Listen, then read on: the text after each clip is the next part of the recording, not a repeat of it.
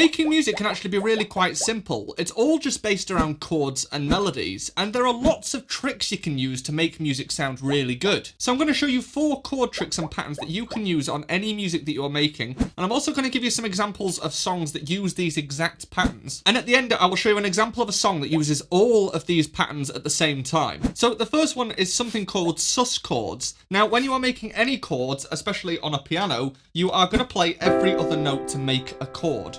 And all a sus chord is doing is swapping out this middle note for either this one or this one. This is a sus2 chord because it's using the second note, and this is a sus4 chord because it's using the fourth note. And you can use these to make any chord sound a little bit more interesting, or like more is going on, like this.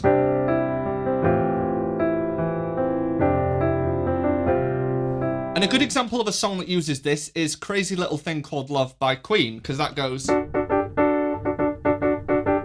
That just uses a D major chord and then a D major sus4, and it keeps on going backwards and forwards between the two. The second trick that you can use with chords is to change the inversion. And all changing the inversion means is that you're changing the note that is at the bottom of the chord. So an example of this, if I play a normal chord, if I take this note off the bottom and put it on top, instead, I've now changed the inversion. And you can actually do this if you have a bass note involved, like this. So if I play a C chord with a C in the left hand, you can just change the bass note, and that is now a different inversion. And a good example of a song that uses this is Fix You by Coldplay. It starts with an E flat major chord, and then it walks the left hand up so that you're playing the second note in the chord rather than the root note.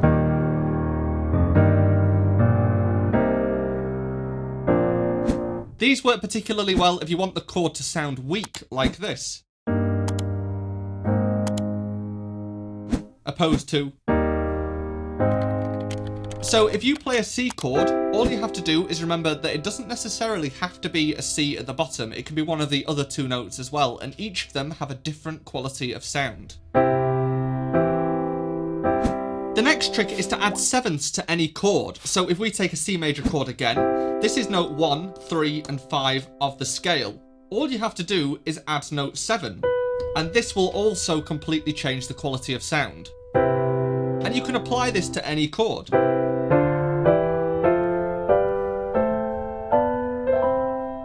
Adding sevenths tends to have a much more jazzy quality of sound to it, but it obviously depends on what the chords are and the situation. And you can also use inversions with these, so you don't necessarily have to have the C at the bottom. It can be any of the notes that's at the bottom. The important thing to remember with sevenths is that you are using every other note in the scale, not every other note on the piano. So make sure you know which scale you're using in any particular song first. And a good example of a song that uses this is Benny and the Jets by Elton John.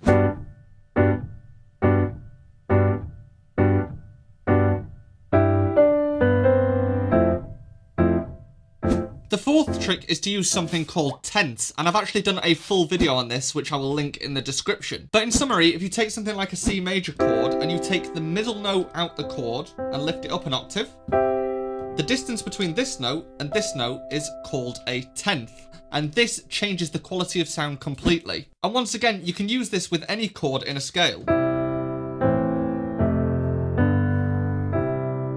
The middle note in a chord tends to be the one that's the weakest and gives it its quality of sound, so having this at the top makes it sound a bit more sensitive and soulful. An example of a song that uses this is a song called To Build a Home, which goes like this. There is a house built out of stone,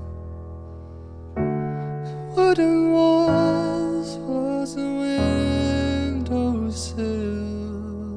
And as promised, here is a song that uses all 4 of these things. It uses suspended chords, it uses inversions, it uses sevenths, and it uses tenths. And that is the song I Can't Make You Love Me, specifically Bon Iver's version of it.